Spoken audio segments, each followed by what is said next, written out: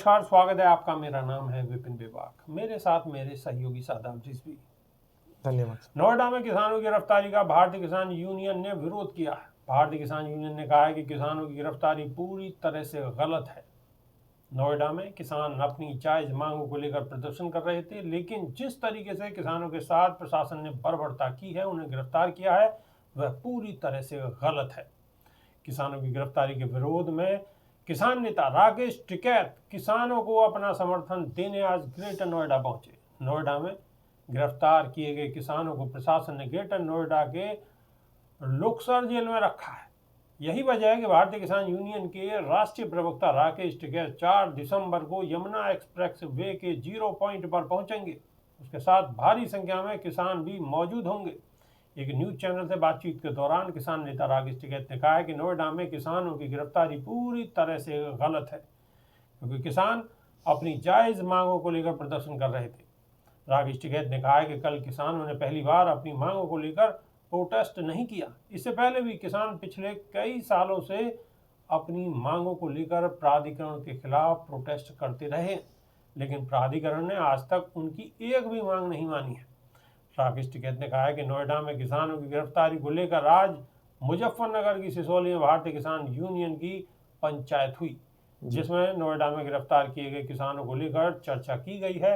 भारतीय किसान यूनियन ने नोएडा किसानों की गिरफ्तारी को पूरी तरह से गलत बताया और ऐलान किया है कि नोएडा किसानों के समर्थन में भारतीय किसान यूनियन के नेता और कार्यकर्ता कल नोएडा पहुंचेंगे और जिस तरीके से किसानों को गिरफ्तार किया गया है उसका विरोध दर्ज कराएंगे। हालांकि भारतीय किसान यूनियन के समर्थन में उतरने के बाद जिला प्रशासन पूरी तरह से अलर्ट हो गया है। बड़े किसान नेताओं के घर के बाहर अभी से ही पुलिस तैनात कर दी गई है।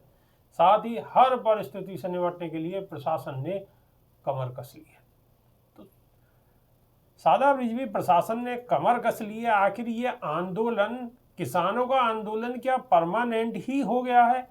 क्या सरकार के कानों पे जूं चलने का नाम नहीं ले रही है, या सरकार गरम गुनगुना तेल कान में डालकर सोई हुई है?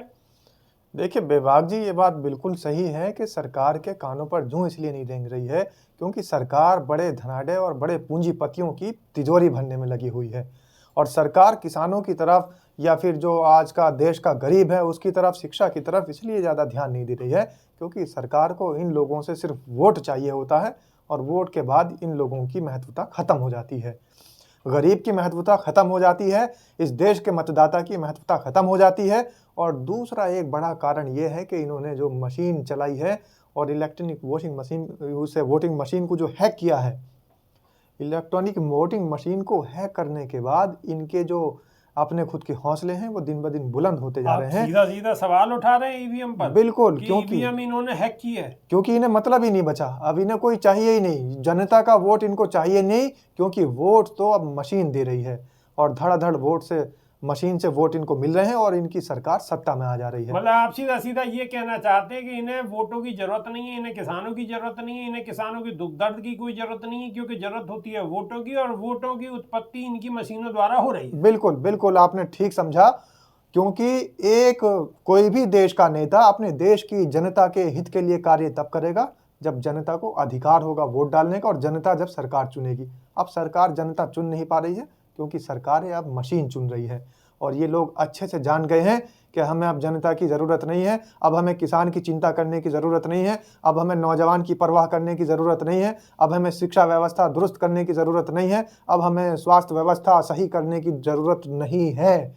इसलिए अब इनको ज़रूरत है तो सिर्फ उन धनाढ्य लोगों की, उन पूंजीपति लोगों की, जिनकी तिजोरी भरने का काम ये लगातार करते चले आ रहे हैं।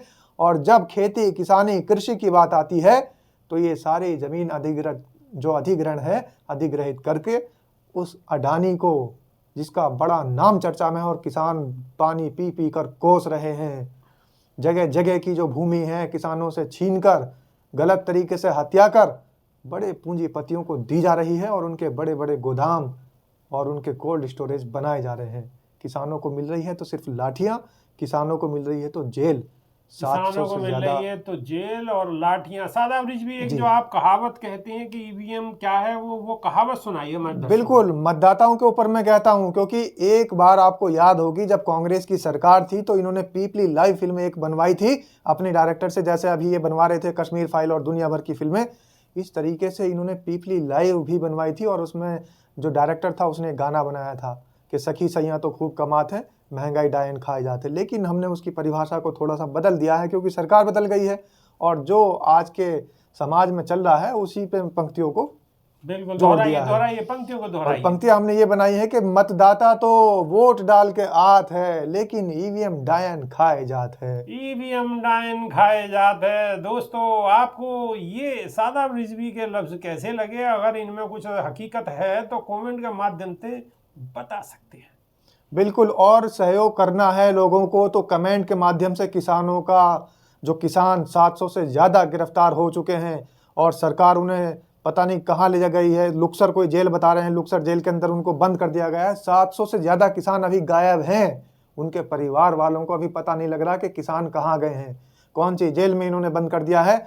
आखिर ये आतंकी समझ रहे हैं किसानों को या फिर बहुत बड़ा नक्सली समझ रहे हैं? आखिर इनकी नज़र में तो किसान क्या वीडियो है, को अब ये भी ज़्यादा से बताएं। ज़्यादा शेयर करिए, कमेंट करिए। नई वीडियो में फिर रूबरू होंगे। जब तक के लिए बहुत बहुत शुक्रिया, धन्यवाद, नमस्कार। धन्यवाद सर।